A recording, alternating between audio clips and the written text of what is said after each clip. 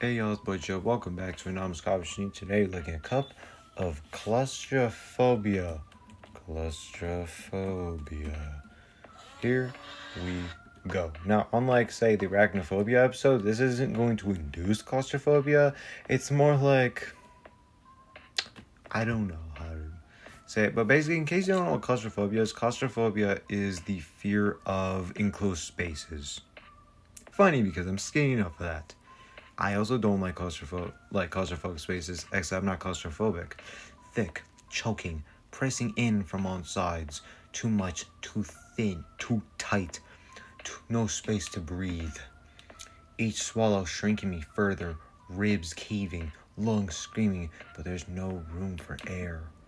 Walls pressing against my skin. Closer, closer. I can't tell where I end anymore. Huh.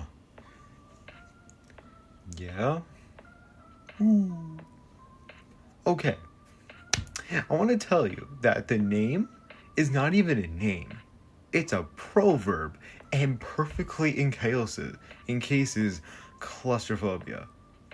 Scrunched. The name of this is scrunched. Let that sink in.